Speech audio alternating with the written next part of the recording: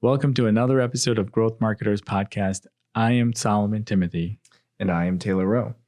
Today's episode, we had a guest, our first guest actually, which also happens to be your brother and business partner, Samuel Thimothy, who works with a lot of our clients in a variety of industries, but primarily in the B2B space. And so we thought we'd cover something that was right up his alley. And so the topic of today's podcast was ugly brand building. And it's all about how to build brand awareness and loyalty in unsexy industries. So if you're in manufacturing space or something industrial, maybe you're an engineering company or work in some sort of technical consulting, or maybe you work in the, let's say, medical device field where, again, not necessarily what we would think of as a sexy industry, then I think you'll enjoy this podcast.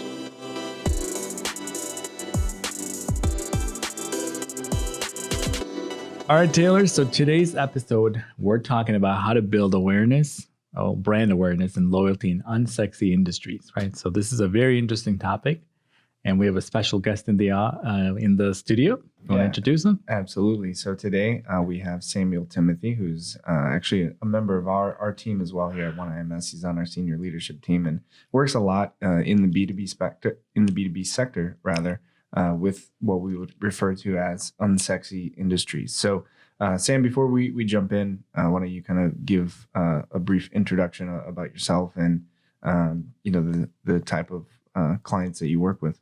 Most certainly. Thanks for having me, guys. Appreciate it. Mm-hmm. So yes, I'm actually one of the strategy members in our strategy team. We work mostly with a lot of B2B companies in the industry and manufacturing sector, and then technology and some professional services space. And in the industry manufacturing sector, there's a lot of businesses that are operating in very unsexy, more of an unsexy market, I suppose. Yeah, absolutely. And when we talk about, how do you build a brand for, whatever clients are looking for in any industry, right? You want to build awareness, you want to build loyalty. And it's something that we hear a lot from these, unsexy industries. Well, that's not how our industry works, right? They're just looking for somebody to do the job, looking for the lowest cost or the fastest turnaround time.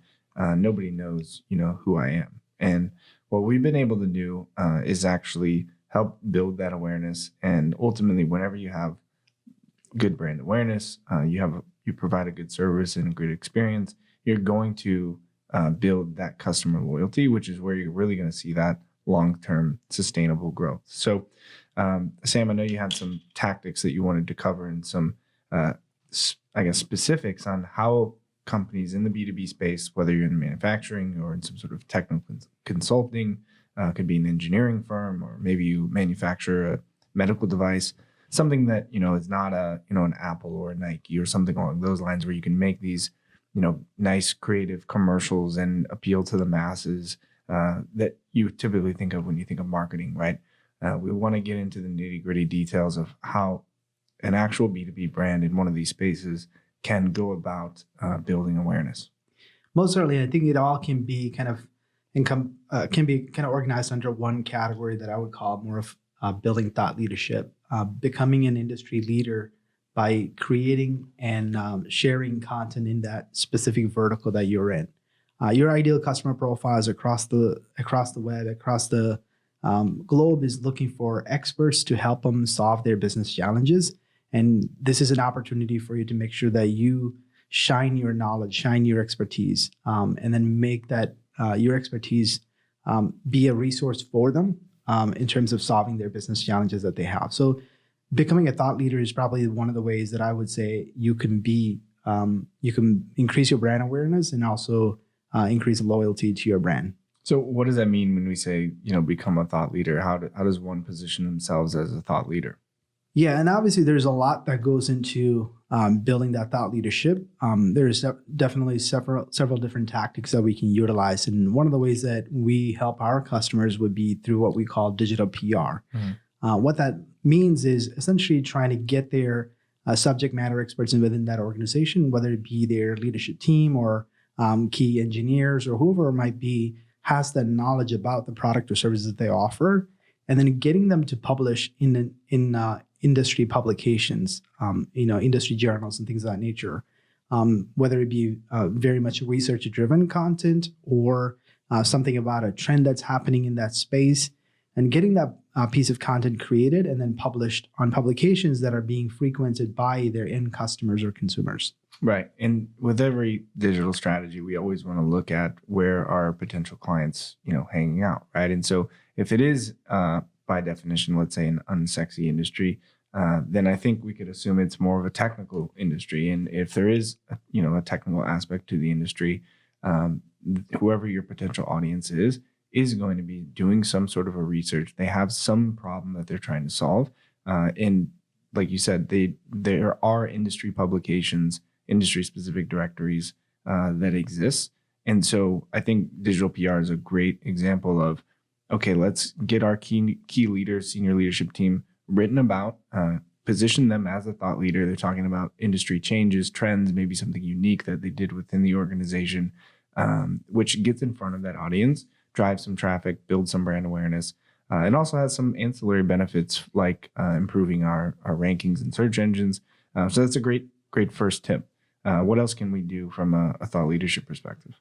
Yeah, and I think when you think about it's any form of content that you can create to really display your knowledge about a particular subject, right? So think about any form of content that you can produce in that space. For example, we're obviously on a podcast today talking about specifically what can a business in an unsexy industry can do to increase brand awareness and reach more customers, as well as increase loyalty. And so any form of content that this specific industry or this specific business can utilize to reach their audience is a way to do so, right? So I think if you think about different kind of content mediums, video is probably one of the best ways to do that, especially in an industry which is super technical or super complicated. Concepts are so hard to explain. Maybe written language alone or some diagrams or illustrations may not do justice in explaining that concept. Maybe videos with some animations or an actual engineer talking about a specific concept with some explanation of how certain things work or the process works would be a great way to establish their credibility and as well as their knowledge about that space. Right. And some pushback that you may get from a business like that, right, is that, again, we can't make a commercial or an exciting video, which is fine. We see that the way that people are consuming content is leaning towards video. So there's a lot of content that you can make, even though it's technical content.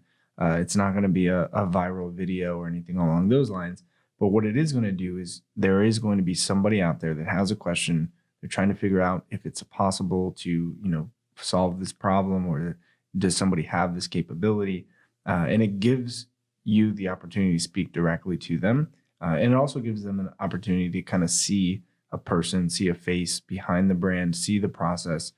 So I think it's even more important if you are in an unsexy industry to create multiple formats of content aside from just text, because especially if it's, what you would say is something that's boring or a little bit mundane, there's less likely that someone's going to read through all of that, right? So if you have a different way, a different format to actually communicate that message, then video is a great way to do that. Most certainly. And I've seen a good example of this in use with an industry, specifically in folding carton, and they make basically cardboard boxes and things of that nature.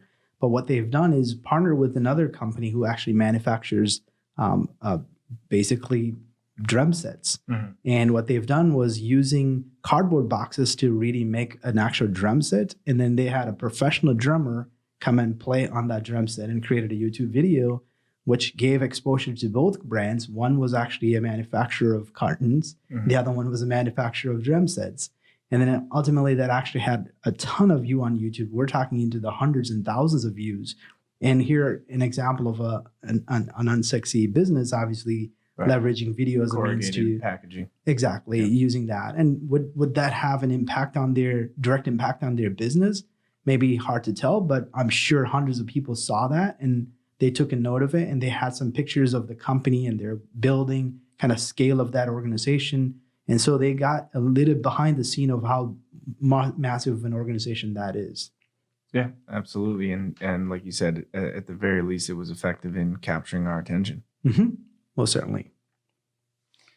All right. So I know before, sort of off air here, you were talking about the idea of creating a tool or creating some sort of a, I guess, a tactical item on the website that would provide value as a way to, of course, drive traffic, but also position yourself as a thought leader. So can you talk a little bit about that and maybe some examples of what type of tools these companies could create? Most certainly. So one particular example would be all these companies have very sophisticated estimating process or request a quote process.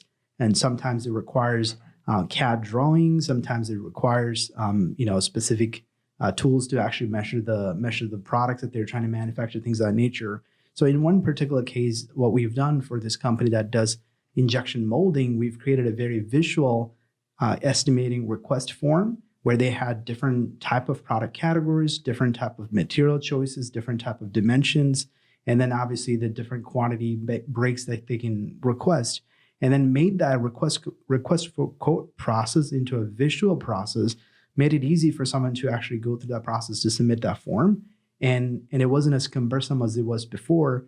Before, that website was asking for almost 20 or 30 different fields to be completed, as well as a CAD drawing to be uploaded before they can ask for a quote, which made that bounce rate on that website extremely high. And most people were dropping way before they ever submitted that form. So by making that process super visual and then also super convenient for someone who is going through that process of requesting a code, they increased the conversion rate, and also it was much more of a better experience for the user when they were actually engaging with that business. Mm-hmm. Sort of a two birds with one stone there, because you are providing more value, but you're also making it a little bit easier to actually check out, right? Mm-hmm. But yeah, I love the idea of using tools as a lead generation. You see it a lot in B2C space. Things like mortgage calculators or something along those lines is a great way. So if you can, look at your business and look at your ideal customer profile, look at your personas, and if there's something that you can create, some sort of a tool or asset that will be valuable to them, that is exactly what we mean when we say thought leadership, because then you are the brand that is providing them all of these tools in order for them to do their job. That when it comes time that they do need assistance, they do need help, whether they're reaching out to you or you're reaching out to them, they're going to know who you are and they're going to already have that familiarity with your brand. Yeah, one example that most people could be more familiar with would be like a product configurator. So if you have a very customizable equipment or some sort of a part, and then giving the customer the ability to kind of configure that product virtually and then be able to request a code. So they can kind of see what the different options are, and then maybe even see a finished piece of what that might look like, depending on what they add or subtract from that finished equipment, and then essentially ask for a code. So and basically also giving a lot more information to the company or the customer for them to be able to ultimately give them an accurate estimate. What about interactive content? So a quiz or something like that on the client's website. Yeah, most certainly. Some of those interactive content can be extremely useful in terms of self-qualifying a prospect that's on the website. And oftentimes, these companies that are providing very complicated solutions might have a lot of required information gathered before they could even decide if they can service that customer. So interactive content is extremely useful if you want to leverage those things to self-qualify before they even submit a form, or even provide as much information to make that the end salesperson or the end engineer to have a much better information about what that particular prospect is looking for. Yeah, I like the idea of the interactive, and I know one of the other strategies that we've implemented is interactive in a different way, essentially implementing some sort of a virtual reality or animation into the process. Again, following that same theme that we can assume that these types of industries are more technical, maybe a little bit more boring, then a lot of times they're a little bit harder to understand. So sometimes what we'll do is even take it a step further than a normal video, and looking at some sort of a 3D rendering or animated video that maybe explains the process, explains, theoretically, as well as, into the details about how a particular, outcome is performed, or how let's say it's a procedure. Let's say we're talking about a medical device manufacturer, for example, right? Rather than just have a bunch of text about here's how the materials that we use and here's how it works, we can actually have an interactive video, whether that's VR or whether that's an animated video that shows, of course, the process of how we develop it, but most importantly, what is the outcome? So here's how this fits within, the overall procedure. Here's the benefits of it. Here's how you can see in comparison to the size of, the arm or the leg or the knee, what this looks like going into the patient, how you would go about, performing the surgery, something that is more animated, a little more interactive. And again, positioning yourself as a thought leader as something unique that they're not going to see from others in that space. Yeah, and you go in from mostly just a static image or a 2D to almost 3D experience, because you can almost visualize how a certain, let's say a surgery or something would take place and how a certain part or something would go into your human body. Yeah. So it's extremely useful for training as well as acquiring new customers as well. Right. And we've seen that, companies like selling, again, something not necessarily in a sexy industry, but like an office furniture or something like that. And you have those, renderings and the ability on their website to upload a picture of your office and actually see what it looks like with the table there, right, with the, the office furniture, the desk, whatever that may be. If you want to put a couch, they can just show you how it looks, what it looks like in compared to the desk that you already have in terms of size. I think you're going to see that trend continue. And again, when we talk about thought leadership, if you can get ahead of that and implement that somehow into your business, then you're inherently going to stand out from the pack. Yeah, I mean, B2C is ahead of the game on that. Yep. We always say that. Yeah, Wayfair has that app. If you download it, you can take a picture, you can go to a specific product, and then you can live visualize how it would look in the corner of your room, right, and decide if you want to buy that particular product. Exactly. Yeah. VR, AR. I think we're going to continue to see more of that. So any way that you can implement that into your B2B strategy is going to be important.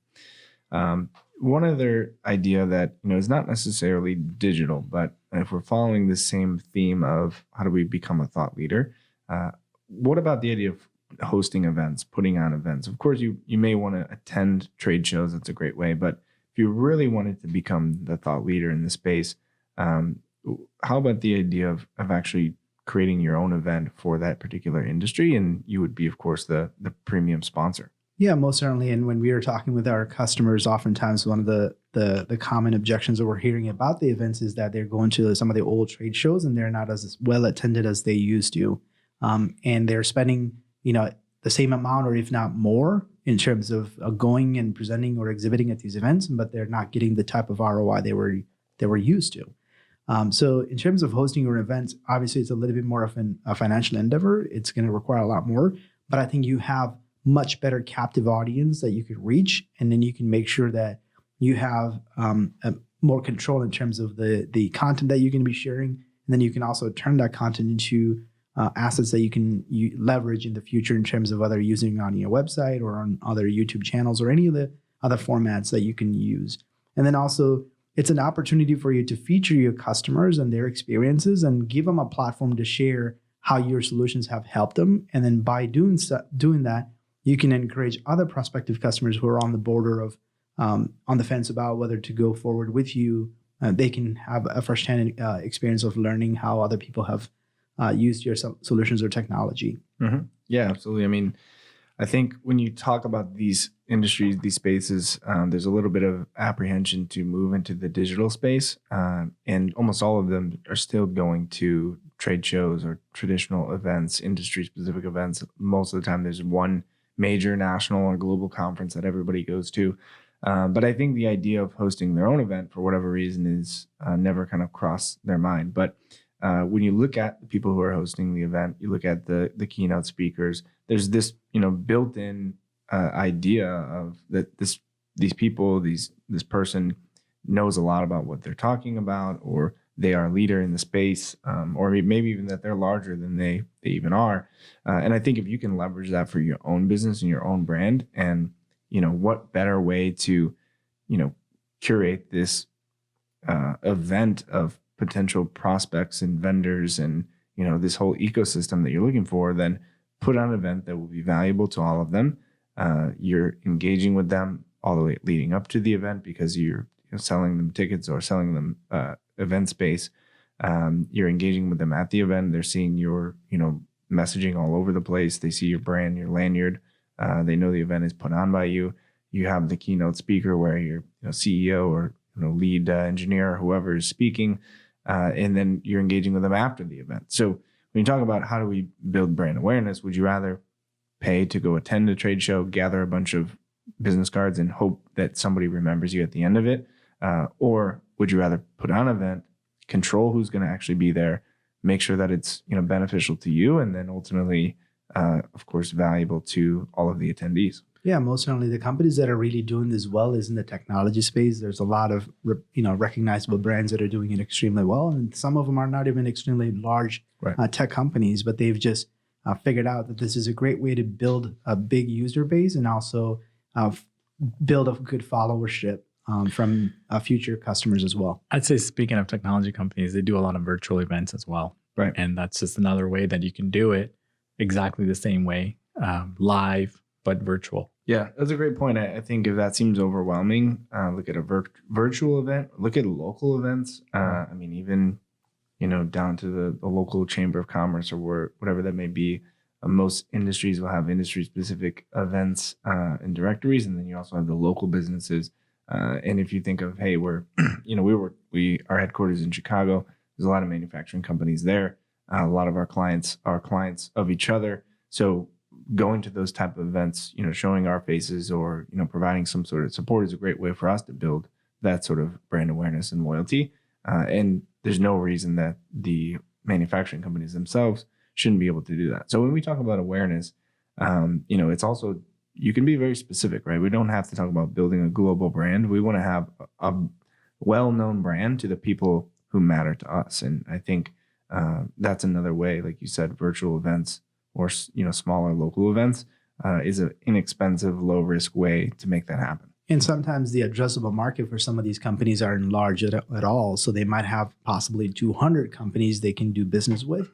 And it's an easy way to invite those people if you have a very, something that's specifically valuable to those specific customer base. And it will be a no-brainer for them to join those, whether it be virtual or actually in a physical event. Sure. So let's just kind of recap here. We talk about, okay, how do you build brand awareness? How do we build customer loyalty? How do we position ourselves as an authority in the space in our industry? Your suggestion is position yourself as a thought leader. And in order to do that, we had a bunch of great ideas, everything from getting posted in digital publications to creating your own tools for your website, any kind of video content that is educational as well as interactive, VR, animated video, augmented reality. And then we talked about the idea of events or anything along those lines. Of course, you have the more traditional, I say traditional, but it's still all digital, right? The easiest ways to kind of create that content is create some sort of a spec sheet or, industry analysis or conglomeration or, sort of compilation of the industry analysis, whatever that may be. Put that out in an ebook, a downloadable asset, talk about it on a podcast, whatever that may be. But I think probably the most important aspect of all this, which I want to make sure that we cover is how do we get eyeballs? How do we get visibility to this content, right? So we're creating all these different, unique ideas, tools, technologies, events, podcasts, whatever that may be. How do we promote it? Yeah, most certainly. I think if you look at, in the movie industry or any of those industries that create a ton of content, they would spend, $7 to create. And sometimes it was other way around. They'll spend $3 to create, but $7 to promote it. So in most instances today, most people are, super thrilled about creating content, but they're doing very little in terms of promoting that content. So I think one of the things that these industries need to really realize is not enough to just go spend money to create a virtual reality experience for their customers, but they also have to figure out how do we make sure their ideal customers are going to get their eyeballs on them, right? And figuring out how do you where do they congregate for information? How do we get this information in front of them? And how do we make sure that they're engaging with that particular tool or resource or content that you put together? Mm-hmm. Yeah, I mean, if we feel that it's valuable enough and important enough to spend energy and resources to create, then like you said, we need to spend 10 times as many resources or 10 times as much time to actually promote that. Because if it was important enough to make the video, then we believe that somebody should see it, right? And so I think far too often we see this, well, just throw a bunch of stuff at the wall and see what sticks. It's great to create all of that assets and all that firepower essentially, but if you don't put any juice behind it, then no one's ever going to see it. So, I mean, I think you look at the type of content you're creating, whether that's text, whether that's visual in terms of like a static, infographic or ebook or something along those lines. And then the other idea is, something that is, video or, audio or something along those lines. Depending on the format, look at, how competitors are doing it. How you mentioned, Solomon, how does the consumer industry and the B2C side, how are they promoting that type of content, and follow that framework. So if it is text-based or it's within a platform that allows for, let's say, search engines or anything along those lines, you can optimize that content. So, that would be Google, that would be YouTube. If it's something like a podcast, there are platforms out there that you can use to get that podcast actually, syndicated.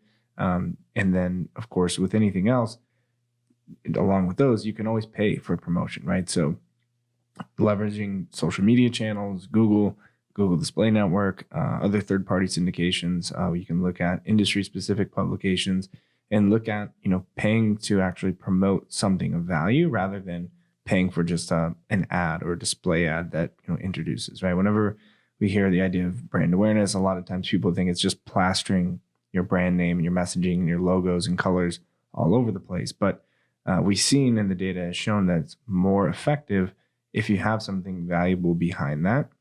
So leverage those same outlets, but promote these content assets that we're suggesting that you should create. Yeah, and there's a compounding effect as well, right? So every time your prospective customers are seeing your content or your resources or tools in multiple different places, they start recognizing your brand, they start trusting your brand, and then that trust will lead to when it's time for them to actually choose a partner in terms of doing whatever buying whatever the product or service is. It's only natural for them to just decide because they trust that company who actually provided them the most amount of value throughout that buyer's journey. Mm-hmm. Yeah, and the earlier on in that process that you can catch them and provide value to them, the more likely you are to have a one-on-one conversation and sell them essentially before they are all the way to the end of looking at quotes from multiple different companies, and you're just one proposal in a stack of quotes. If you can catch them earlier on in the process and maybe even explain to them that they do have a problem and that your solution would be the best solution to fix that problem, again, I think you're going to have a better chance of retaining them as a customer. Yeah, and oftentimes like engineers, they're more prone to bookmark certain resources and tools and things of that nature. And if you can become that go-to place where people find the most value or most helpful resources, and then it's just super simple for them to do business with you as well in the future. Would you say for those brands, right? So they're taking advantage of all, say, digital PR and thought leadership. It's a huge reputation thing for them. Mm-hmm. If you think about it, they're going to be associated with every industry, journal, publication, event, trade show there is, and they're associated with them. And that just helps them win business just by being there.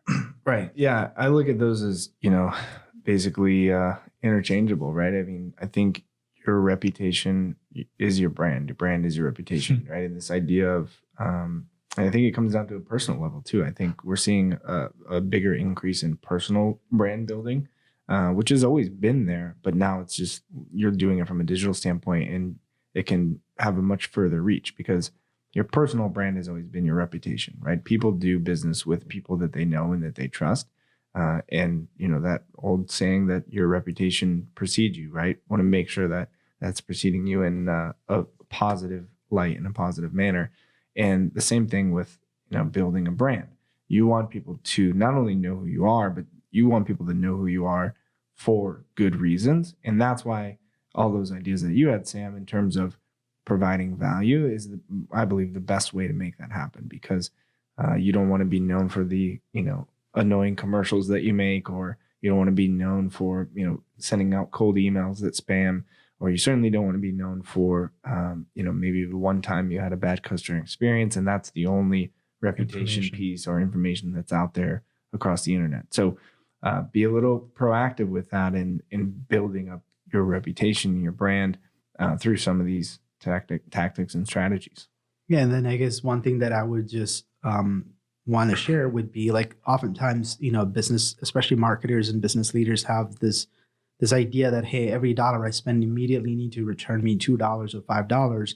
And sometimes these things that we're recommending may not have an immediate ROI, but it has a long-term value. It's almost like a retirement fund. You're investing into something that is going to yield a greater return in the long run, and you may not see something quickly returning back to you as ROI. Yeah, that's a great point. For whatever reason, because we can track everything when it comes to digital, there is a little bit of apprehension again to invest into something that is untrackable. And brand awareness is something that is difficult to measure. There are ways that you can kind of look at trends and, basically, do people know who we are, and what kind of thoughts and ideas do people and companies have about us. But in general, it's this intangible idea of, hey, we're an authority, or, we have X amount of brand awareness. You can't quantify it. So what you're suggesting is, don't necessarily worry about quantifying it. We know it works. We know that it works to some magnitude. We don't know exactly how, and we don't know exactly when it's going to come into play.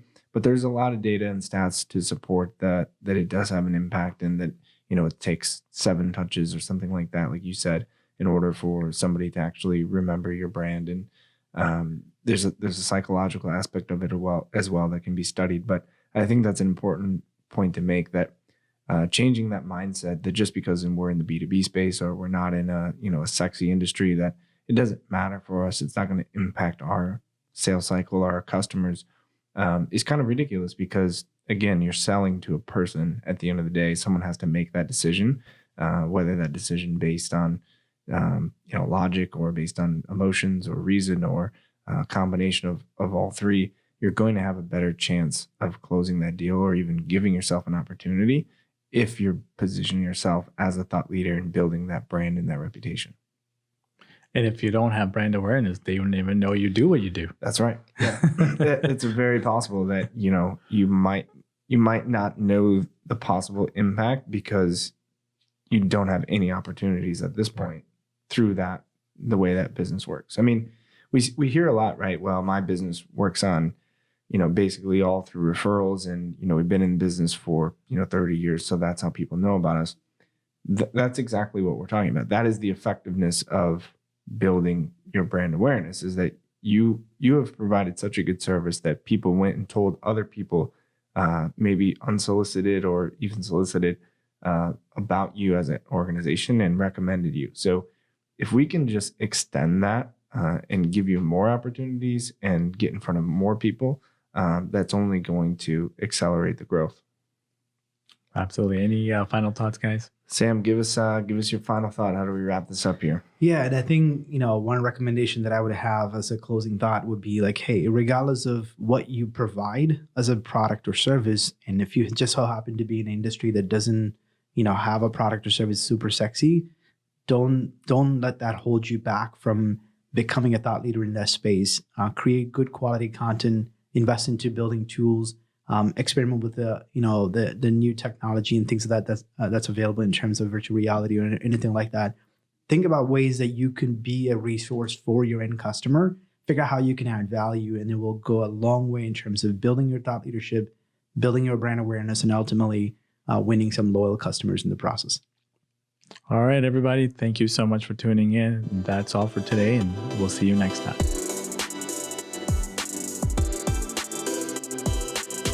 Growth Marketers is brought to you by OneIMS, helping you reach new heights through integrated marketing. One world, one web, OneIMS.